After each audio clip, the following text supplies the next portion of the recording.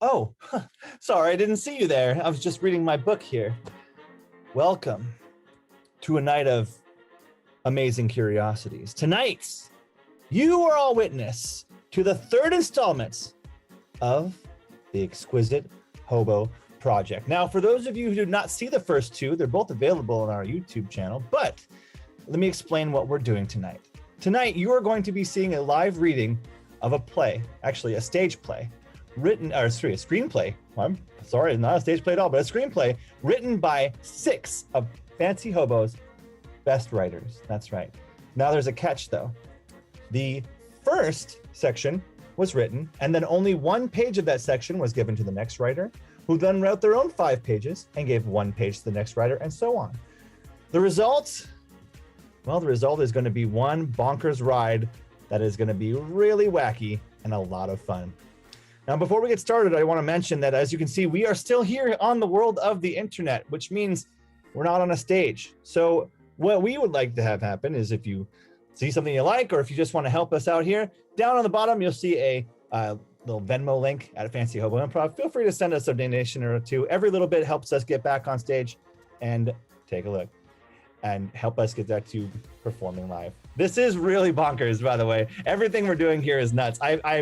I'm really excited because for the first time ever, not only are we going to be doing a reading, but you're going to be seeing scenes actually filmed by a real director, aka me, and also our own Caleb, and also edited by us as well. So we're going to inch closer to a full movie here, but I can't do this by myself. I need fellow performers. So let's go ahead and bring them out. The readers of tonight's Exquisite Hobo. Number 1 on the list, the person that helped me out the most, the producer of the directed bits, the one and only, Hero. Come on out, Hero. Hello, hi, wow, oh, I hope I can read. Ha! I hope you can too, because if not, it's gonna be really bonkers if you can't. I don't think I can. That's okay. Also with us, Kyle Pearson, everybody. I was also reading a book, but it's not as funny when I say it. Another Kyle, because we just love Kyle's here. Kyle Goulston, everyone. I wrote the book he was reading, which is why it wasn't very funny. Give it up for the one, the only Brenan, everybody. Bonkers! Very bonkers indeed. Let's hear it for Caleb Fietsam. Also bonkers. Give it up for Jack, everyone. Jack. Gary, bonking people? I heard that there's bonking. There may be some bonking, you don't know. Implement. Let's hear it for Adrian Henicius Barron. Honking, pero en español. Yeah, there we go. And joining us, special guest, Clutch. Hello. Yay. Oh, I will not be participating in that. Sorry, I just can't. Hashtag bunkers. All right. So without further ado, we're going to go ahead and start off with the intro. Please enjoy and laugh to your heart's content.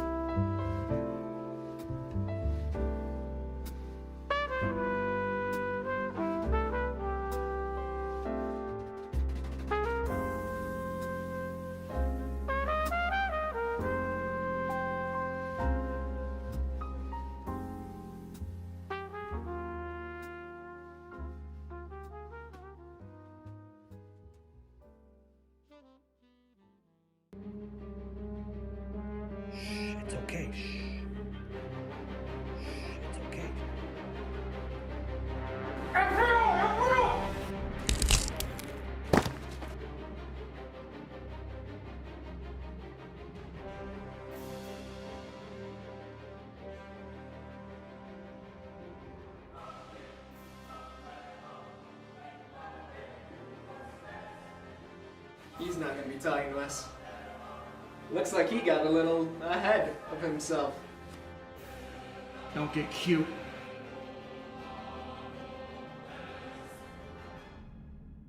I was really hoping someone in Rita's organization was gonna slip up.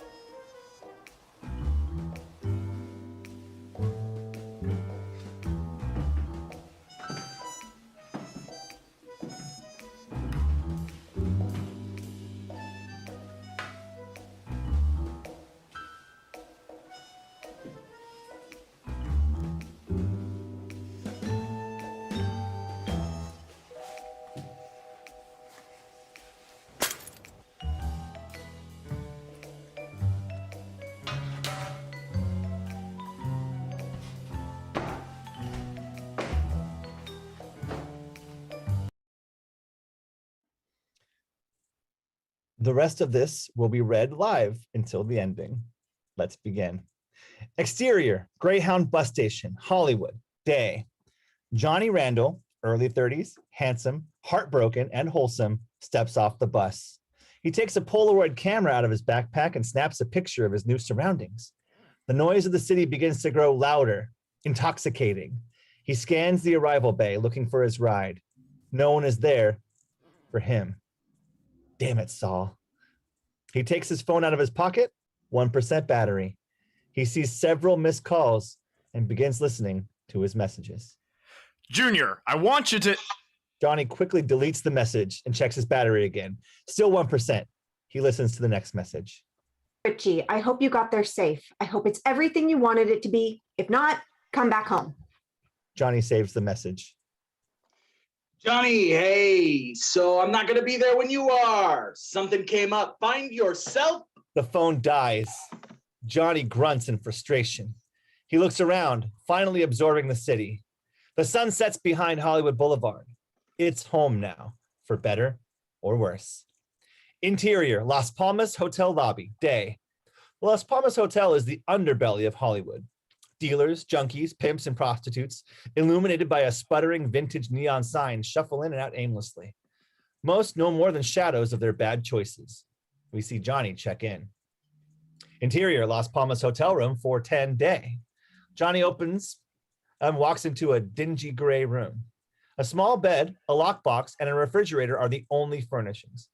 The single power outlet is torn from its sockets. No charging his phone here. Johnny tosses his backpack on the bed. A raccoon, Rocky, leaps from behind the fridge and onto his backpack. Rocky hisses and Johnny screams. Suddenly, Clown, 30s, well-bit in juggalo makeup, enters, ignoring Johnny and cornering the raccoon. You Lupin the Third, motherfucker. Breaking in like it's his job, huh? Clown grabs the raccoon and scratches its head like a kitten. The name's Clown. That's Rocky. We live next door. Johnny, nice to meet you, Clown. They awkwardly fist bump as Clown looks around the room. Always knew 410 was the dope palace, but they done upgraded it. Clown pulls out a huge blunt and lights it. Let's break it in. Whoop, whoop. Clown passes the blunt to Johnny, who hits it deeply. Maybe he's not as wholesome as we thought. Clown sits on the bed, toppling the Polaroid from the backpack. Whoa, old school cam. It was my grandfather's. Were you a photographer? Actor, I guess. That's why people come out here, right? Right before they end up doing porn. No way. Clown snatches the blunt as Rocky rolls onto the bed wildly. Damage, killer. Damage. I don't know what that... Gunshots ring out and Johnny drops to the floor. Clown and Rocky are not fazed at all. What was that? Gangbangers, P-daddies, crackheads, Muppets, long list of possibilities. Welcome to Hollywood, Johnny. Clown finishes the blunt and crushes it under heel into the carpet. Did someone say bar? Great idea. I know just the place. Interior, Burgundy Room, day. The Burgundy Room is a dingy dive bar in the heart of Hollywood. A gallery of the forgotten, but the drinks are cheap and strong. Johnny follows Clown as the two take stools at the bar. The bartender, Veronica, late 20s, sour candy in human form, greets them with an exaggerated eye roll and unmutes herself while she does it. Hey, Clown, what you drinking? The People's Choice, V. 2 Irish car bombs, extra political. You got it. Who's the baby face? Oh, he's new in town, an actor. Rocky likes him, so he's family. Hi, can I charge my phone here? With a performative sigh, Veronica holds out her hand. Johnny hands her his plug and phone. Junior college or midlife crisis? Quit stomping his nuts, V. He's an artist. You got an agent new in town? No. Manager, publicist, anything? Johnny meekly shakes his head no. He's a community board guy. Come again? Community boards, homie. That's where guys like you go for work. Those are just for porn. Yeah, mostly, but it's a start. Veronica rolls her eyes and begins mixing their drinks. Behind them, a talking head news program is on, catching Johnny's attention. On the screen, we see Richard J. Randall, 60s, strong, smug, and self-righteous. He is the ultimate Midwestern politician. He is also Johnny's father. Beyond its illegality, prostitution goes against the Christian morals of this nation. Strong family values have long... Clown's attention is captured by the interview as well. Motherfuckers blasting sex workers? It's called an honest day's living. Let those ninjets pop some popsicles in their kneadings and make some cheddar while they do. If you're pro-choice and you're pro-prostitution. He's a Republican, Clown. They don't make pro-choices. I'm just saying that guys spouting shit like that about values usually are the ones with secret families and the like. Johnny snorts a laugh at that. Veronica looks at him and then back to Clown. You got a lot of opinions for a clown. I just calls them's how's I sees them's. You ever thought about running for office? Both the clown and the bartender stare at Johnny before bursting into laughter simultaneously. Johnny doesn't laugh. This guy, President Clown? I mean, hey, stranger things, right? I think I would fit in pretty well, actually. Trade the clown shoes in for a tie. The clown goes from going along with the joke to actually considering running for office. Veronica notices. You're not actually considering this, are you? Trying to be president? You weren't serious, right? Oh. Johnny shrugs. The clown is really thinking. I would have to start at the local level to build up a support base. The clown continues to mutter to themselves a political game plan. Veronica looks to Johnny. Give a clown a cookie. Johnny shrugs again. His attention turns back to Richard J. Randall on the screen, who has moved on from sharing problematic viewpoints to volunteering at the retirement home he was speaking in front of. He assists an older posh woman for the camera. Oh, such a helpful young man. No other representative would have taken the time to assist an older posh woman such as myself.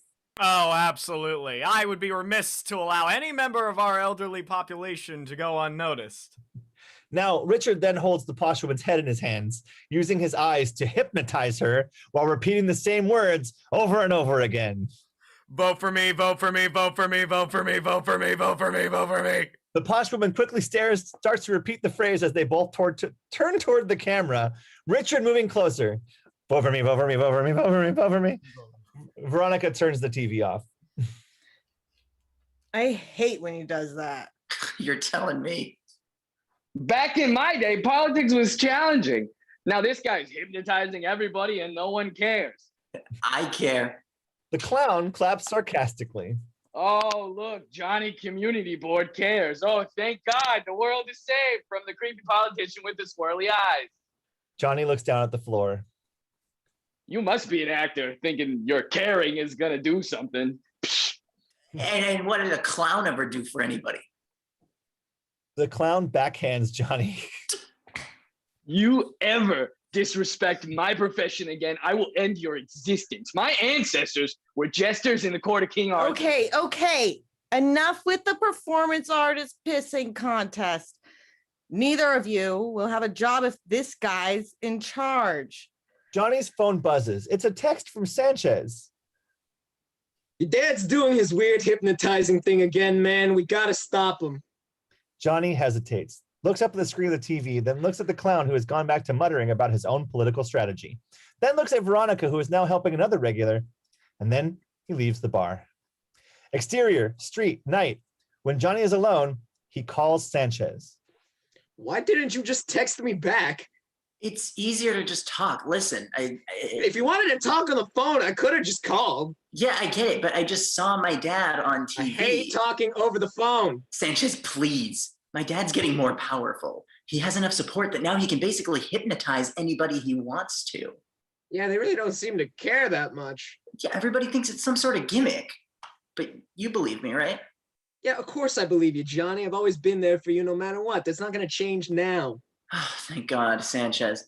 It feels so good to hear you say that. I was thinking that maybe your dad's right, though. Johnny pauses. What did you just say? Sanchez doesn't answer. Right about what, Sanchez? I was kidding. He's like racist or whatever. Nah, man, I got you so good. That's not fucking funny, Sanchez. He's dangerous. Be careful. You think I'm going to let myself get hypnotized by some fucking clown? Hey, man, don't shit talk clowns. They deserve more respect than my father does. Johnny hangs up the cell phone and stares at the dark screen, wondering just how in the hell he would be able to put a stop to his father's plan. Johnny hears a cartoonish honk from behind him. His eyes widen as he turns toward the noise. It's the clown standing in the doorway. You'll never stop him, you know. Johnny tries to speak, but no sound comes out. Your father's plan is already in motion. My squadron is in the car outside, ready to make the drop. Johnny looks out his window to see a rainbow Prius packed with clowns. Colorful arms and legs splay out of the open windows. Muffled clown voices tell each other to scoot over a bit. Johnny turns back to the clown. I thought I could trust you. Never trust a clown. A horn blares outside. The clown leans out the window. I'm coming. The clown turns back to Johnny. Don't be a hero. The clown sprays Johnny with a squirting flower, then exits. Johnny, wet, picks up his phone and dials it. Meet me at the circus in 15. Exterior, circus tent, night. Johnny crouches behind a dimly lit cotton candy stand. He is wearing a camo bodysuit and a ski mask. He is also still wet. God, I hate the circus. In the distance, Johnny sees two silhouettes with large hair. Oh, thanks. Go away. Sorry, a Siri just popped up for some reason. Johnny sees two silhouettes with large hair, large baggy pants, and large shoes. Clowns. Johnny takes out a long tube labeled mixed nuts. He points it at the silhouettes. They come closer. Johnny removes the lid, releasing several multicolored plastic snakes. Get out of here, bozos. The silhouettes swing wildly to deflect the snakes. In doing so, they step into the light. Johnny sees that they are Veronica and Rocky, wearing clown costumes, complete with fake noses. What the hell, Johnny? You could have killed us! Why are you dressed like clowns? I told you to come in a disguise. And we did. This is a circus! We blend in like this. You look like an evil tree person. And why are you wet? Are you kidding me? I can hide in the shadows. You two will stick out like sore thumbs. Seriously, why are you wet? Some rustling comes from a nearby trash can. The trio ducks behind the cotton candy stand. They watch for movement. Seriously, why is he wet though? Rocky sighs. A figure stands up from behind the trash can. It holds a duffel bag. The figure speaks. Is that an evil tree person? Veronica turns to glare at Johnny. Oh no, it's Johnny! The figure steps into the light. It's Sarah. She's dressed like a clown wearing a fake red nose. Thought you were an evil tree person. What are you doing here, Sarah? You thought I'd miss a chance to go ham on some clowns? No way. Sarah unzips her duffel bag and takes out balloons and a pump. She fashions them into balloon animal style weapons and hands them to the trio. Let's rock some fools. She takes a rubber duck out of the bag and squeezes it. It quacks. She throws it into the air and it explodes. Jesus Christ! Nice. Johnny, why are you wet? Let it go! Flaming pieces of rubber duck begin to rain down. Oh, my bad. Sarah takes out a comically large umbrella from her bag and opens it. It shields the group from the duck pieces. This is a comically large umbrella. Gotta blend in somehow. Veronica and Rocky nod. Johnny rolls his eyes. How'd you even know we were meeting here, Sarah? I had a feeling you would try to stop your father's plans. You knew about that? Sarah fiddles with some balloons. Yeah, I've still got some clown connections from my performing days. I was able to get some info about the whole situation from that clown who showed up in your room tonight. You did? How'd you? Sarah ties up her balloon creation. It's a pendulum. She swings it in front of Johnny's face. Shh. Don't worry, Johnny. It will all be over soon. Johnny goes limp and falls over. Rocky catches him. Sarah, how could you? Once a clown, always a clown. Sarah takes off her fake red nose to reveal a real red nose. Honk honk, bitches. Johnny, how did you let yourself get hypnotized by some fucking clown? Johnny remains asleep on the floor and does not respond. You're not gonna get away with this, Sarah! I already have. Soon the clowns will arrive. Getting really into it. Soon the clowns will arrive, and Johnny won't even know it until he wakes up weeks from now, once our plan has...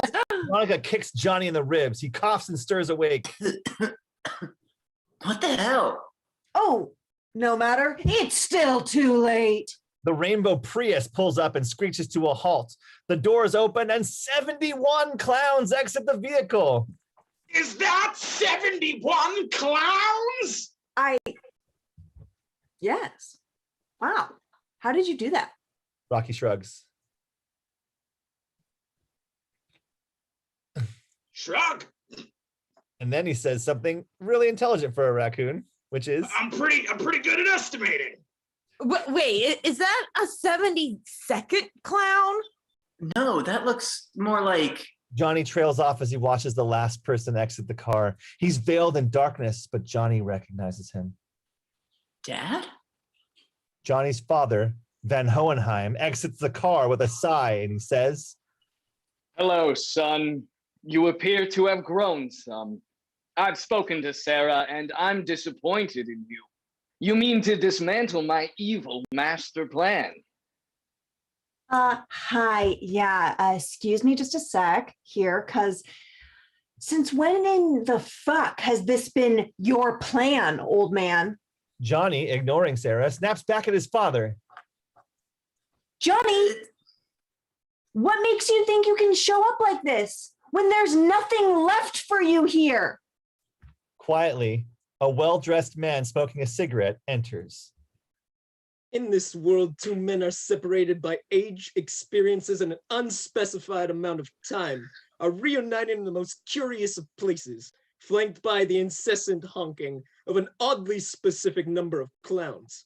After these things, the truth of their fated separation will come to light, throwing both father and son into what can only be described as a tempest not of shock, not one that engulfs, no tearing asunder, but pure fate, a tempest that lies, which can only be found in the Twilight Zone. The world has not frozen during the monologue. The group stares, dumbfounded and visibly annoyed. What? And I cannot stress this enough. The hell was that? The quiet man flicks his cigarette away, exasperated. You're not supposed to talk to me, kid. Hell, you're not even supposed to be able to talk to me. But that's fine, I suppose. Listen, kid, there's no need to wonder where your God is, because he's right here. And unless the man with the clown army starts making some money moves, I'm about to take over this whole operation. And believe me, I'm fresh out of mercy. Right, clown takeover. But first, some business to attend to here.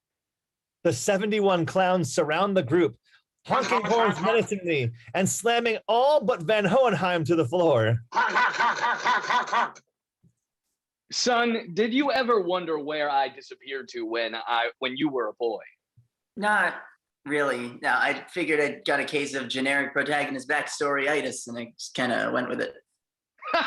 No, you're not a protagonist. No, what actually happened is this. A quiet name claps his hands and the lights go out.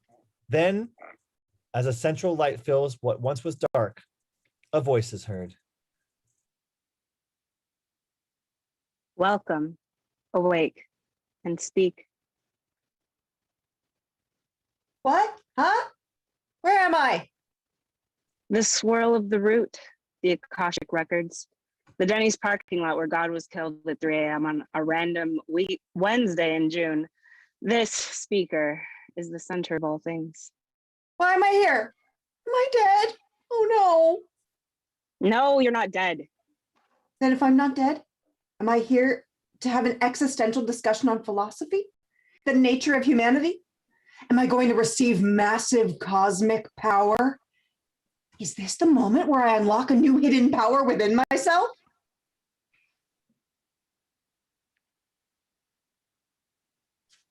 No, these are all terrible uses of this.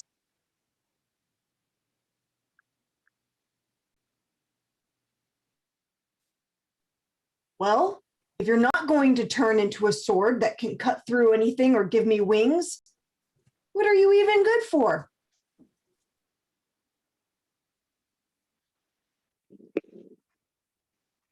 I'm here to give you some advice. Listening, but you're on thin ice. You're nothing more than consciousness speaking to what you call God, and I'm on thin ice. You know what? I was going to tell you how to make the best lemon cake you've ever had, but now I'm having second thoughts. Just tell me why I'm here. I'm getting to it. I swear to you, I think, that I'm about to McFucking lose it. A gun cocking sound is heard. Everyone, just take it easy. We calm? We calm. Okay, I'm calm. Chill. What I thought. Currently, you're being used in a narrative flashback, but how you use it relates to the present. How you use it to the present is yet to be seen. You have the power to make that into a reality via your choices. My choices? I don't feel like I'm the one calling the shots here. I feel like I'm just the incorporeal outlet for someone bigger. Or if I'm being honest, much stupider than I am. The quiet man, aka Rod Serling, seemingly from nowhere appears again. Hey, no more fourth wall breaks. I bet. I'm out, kid. The quiet man claps his hands again, the lights go off, and when they return, the interior of a cafe well into a calm evening. Can I offer you anything? Next in line is Void, ageless, genderless. It wears a black cloak and has a threatening aura. When it speaks, its voice is warped and ghost-like. The Grim Reaper. It points its scythe at the menu on the wall. When it raises the scythe, the barista and the rest of the customers cower. Yeah, can I have... Whoa, dude, you can't bring that in here. I can't go anywhere with... But you need to either get rid of that thing or leave. Now, I can't. It's like a part of me. then leave or I will call security. I'm not gonna use it. Get out. Montage over a spooky operatic chorus track. Barista cowers behind the counter and calls for security. Security guard hustles Void out of the coffee shop. The montage continues. Interior, Void's house, day. Void washes the dishes, staring melancholingly into space. The scythe propped against the counter. Void stands still in the middle of the living room, listlessly vacuuming with one hand, holding the scythe in the other. Void cleans the bathroom mirror with a rag and then stares at its own eyes through its reflection, searching. A horrific mix of thunder and screaming interrupts the montage. Ugh, not again. Void looks down to the bathroom floor. Satan's head emerges through the tile. Satan's eyes are blank white, face bright red, complete with horns. What do you want, Doug? Don't call me that. I'm not afraid of you anymore. You should be. Satan sticks his tongue out and the thunder screaming rolls. Can you stop doing that, please? It's getting... The sound effects cut. Yeah, I'm getting sick of it too. I think change it to babies crying. Mortals hate that. Thoughts? Listen, Doug, I'm not going to talk about with you. I don't work for you anymore. But I need you, Void. Nothing gets done down here. And my intern is terrible at reaping souls. Her form's awful.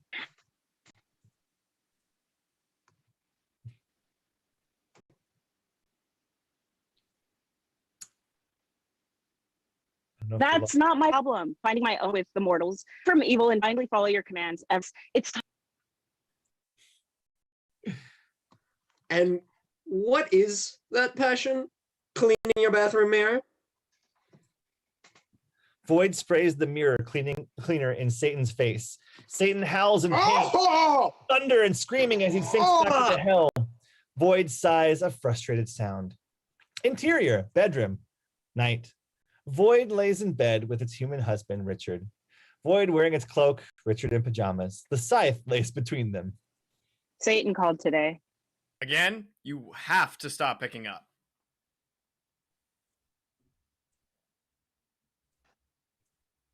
Work like that. You're not thinking of going back, are you?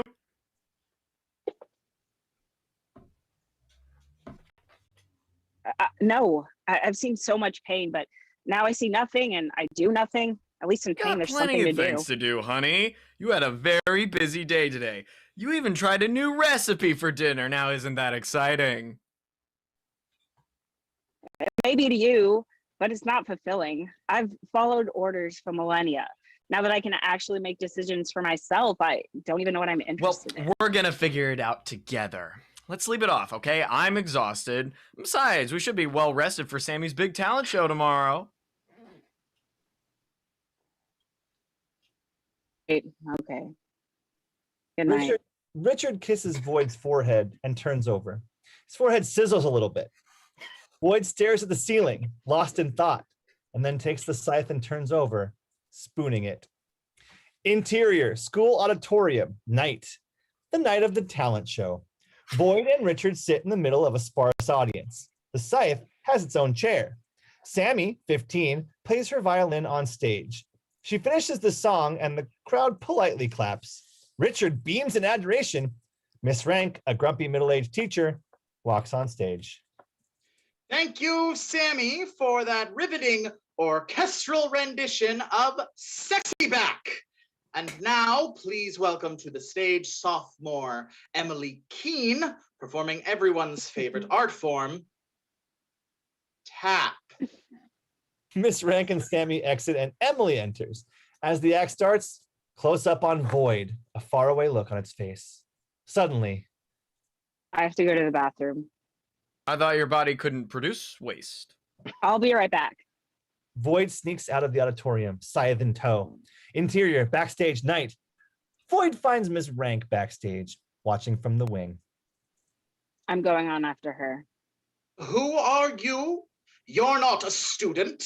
Void presses its scythe into Miss Rank's throat.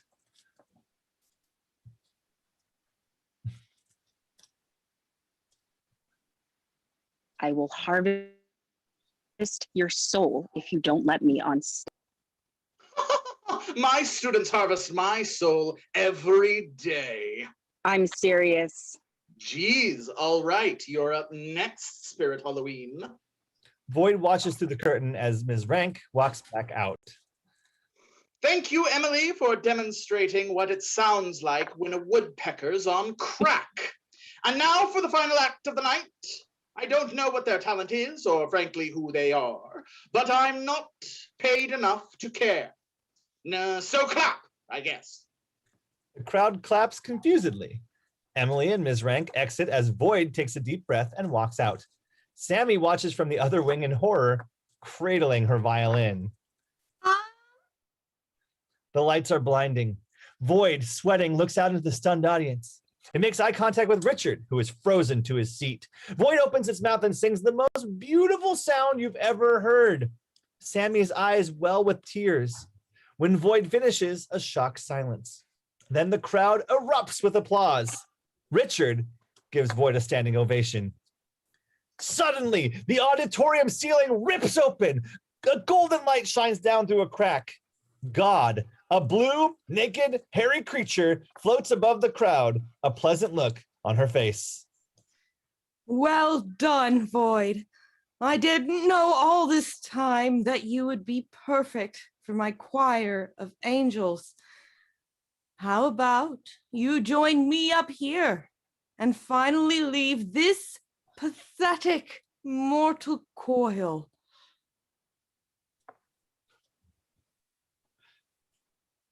Wow, it's God. Thank you, God. Yes, I would love to join your choir more than anything and finally leave this pathetic mortal coil. The whole audience and everyone backstage erupts into thunderous applause, kind of like those fake Tumblr posts you see from back in the day that said, and then everyone clapped. And then the barista, for some reason, said, Damn it! Barista, clearly the villain of this story, I didn't know either, throws their cigar on the ground in a fit of Brooklyn rage, and they are shortly thereafter taken under arrest by two security guards, each with a wedding ring on to show that they are happily engaged to one another. I have a cab to catch. Suddenly, a large earthquake is felt, and the entire roof of the auditorium is completely ripped off, and even brighter, blindingly bright light bursts in the sky. We hear a man in the audience burst out with blood-curdling screams as his retinas burn from the blinding light. Oh my God, my eyes! It burns! Thank you, Kyle. Peeking from this new light, we see Ultra God, an even bluer, sexier, hairier creature about the size of Rhode Island, peer in with enormous eyes bedecked with the tarot card's Wheel of Fortune in the center of the pupil. Well done, God. I didn't know all this time you would have constructed the perfect choir of angels. How's about you come join me up here in Mega Heaven? Ultra God, I knew you'd come for me one day. I've supported you since the day I was born. God pulls from under her blue fur a necklace that is combined shape of every religious symbol there is. It's basically a hodgepodge mix between a cross, a Star of David, a star and a crescent, a pentacle, a Torii, etc. Then it is time, my child. Come now. Let's blow this popsicle stand. Ultra God flashes a surf's up hand sign, and in a catastrophic explosion, God is eviscerated and his soul is sent up to Mega Heaven. The room dims and the dust has settled. The man from the crowd lays on the ground, writhing in pain from the blinding light. Sammy boldly walks on stage. Well, everyone, I guess we all learned an important lesson today. Doing drugs is totally lame. And there's nothing cooler than knowing when to say no. That's right, Sammy. There may come a time when you're going to feel pressure to take drugs, maybe from a stranger that will offer them to you. Maybe it could even be a friend. But it's important to remember to stay true to yourself. Tell whoever's trying to get you hooked that you're not into that junk and that doing drugs is totally lame. Remember, if you don't feel safe, talk to an adult you can trust, and they'll be able to help you out. So, if you're offered drugs, just remember, always Always say no to drugs. always say no to drugs. Sammy, before I go, there's something I need to tell you. A secret I've been keeping for far too long now.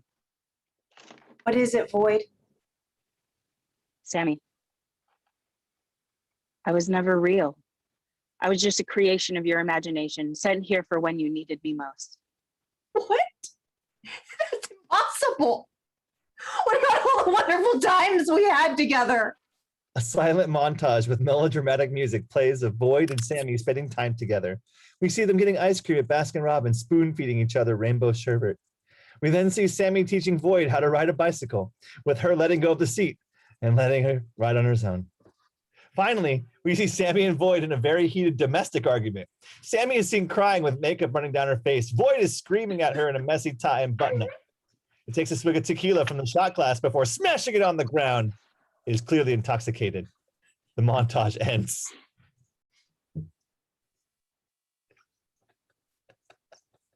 Sammy, don't you see?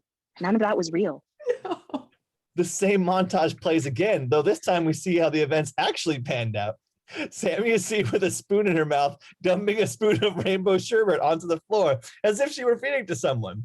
We then cut to Sammy pushing an empty bicycle down the street, then eventually letting go, having it to roll away with excitement in her eyes. Finally, we see the final scene of the montage, still without Void this time. We see Sammy alone in a dim room, crying to herself with makeup running down her face. The montage ends. So, if you're not real, what do I do now, Void? That's up to you now. Goodbye, Sammy. Void begins rising into the air off of their feet. Dramatic music begins to play as they begin fading away. People in the audience are waving goodbye with tears in their eyes. Eventually, one person gets so upset at the sight of this, they throw a punch. This punch leads to more punches being thrown, and eventually leading to an all-out saloon-style rumble in the audience. The music shifts from sad and dramatic to that of a high-paced saloon fight. During the fight, there is one additional cut to the blinded man on the floor, who is now quite literally being kicked while he is down by several people. This is just not his day.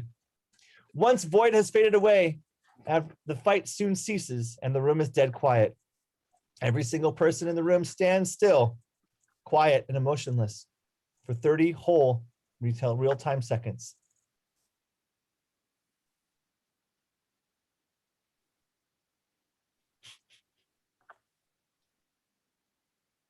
Eventually, Ms. Rank chimes in.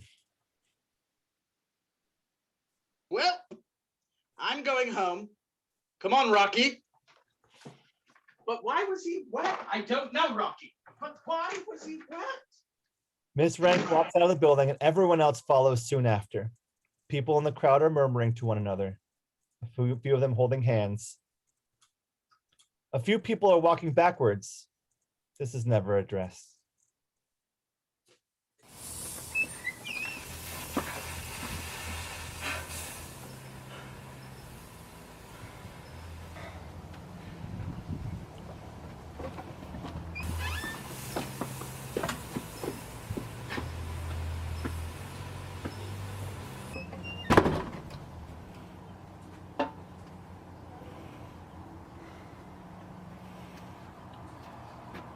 You are the culmination of your actions. Right now, you stand between the precipice of choice and predestination. What you do from here on out will affect you in infinite ways across infinite timelines. You best choose wisely, lest you reap the rewards of that which you've sown.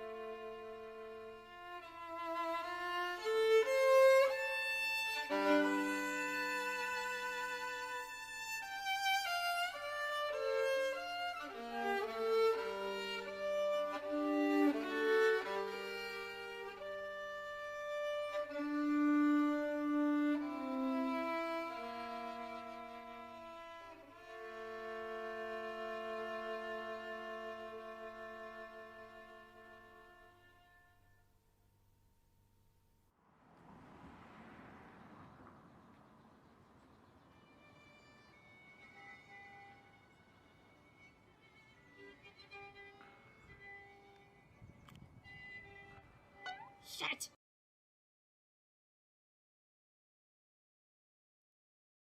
Well, there you have it, everybody. That was Exquisite Hobo 3, Dumb Justice. And if you're wondering what happened and what the plot is, we are too, because we don't know, because it's bonkers, and that's what it's supposed to be. I want to take a second to thank all of you for watching this. Make sure you check this out and check out all of the great shows that are here on Fancy Hobo's improv streams on Twitch and YouTube. Very important to us, and definitely continue to donate down there at Fancy Hobo Improv on Venmo. I want to give a big thank you to some very important people. I want to thank all of the writers that wrote in this. That is Hero. That was Caleb. That was both Kyles, Pearson and Goulston.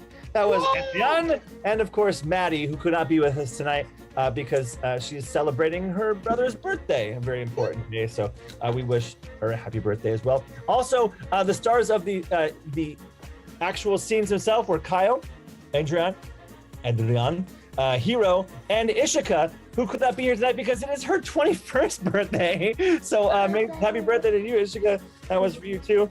And of course, I want to thank Tony Tarico and Hero for really, really helping me out and making this show really, really work. And the Carlisles, Hunter and Katie, who let us shoot in their house. And it's very beautiful.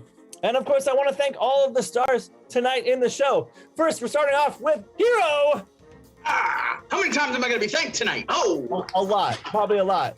Wow. Kyle Pearson, everyone. Fun drinking game, folks. Watch this show again and take a shot whenever you hear the word bonkers. Bonkers, bonkers, bonkers. Good night. Bonkers. Kyle Goulston. I got a cab to catch. Jack. That's me. I'm Jack. Caleb Fietsam. Ultra God. Brenan. Everything. Adrian Henicius Barron. Muchísimas gracias todos. And our special guest, the one and only Clutch. Thank you, bye. Thank you all so much for joining. We will be back on this channel Friday night for the next installment of Hazards and Hijinks, starring Hero. Thank you, Hero. Bonkers, bonkers, bonkers. My name is Holly Scott. You're all confused, and that's the way we like it. Hashtag bonkers. Good night, everybody. Good.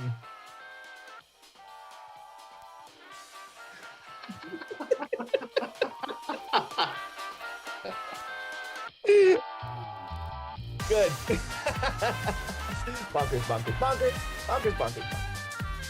I hope For those who are wondering, yes, it still counts. Yes, you still have to drink. Keep saying it. Why is he wet? We never established this. Thank you, Hero. Thank you, Hero. He was wet because he got hit with a really, really sopping wet flower. You don't understand what this means to a raccoon. We take water very seriously. Thank you, Hero. We should make a raccoon have the Brooklyn Rage. Yeah. Brooklyn Rage. Okay, seriously. Rage. That's a reference. That is a Yu-Gi-Oh reference, yes. I didn't. Thank you, Jack, for being the only person who knew what that was. I will have to watch Yu-Gi-Oh. It's great, but I was fucking line like. Screw the rules. I have the money. Yes, that's it. There you go. Thank you. There's Stay also tuned for the Exquisite Hobo 4. of a chance.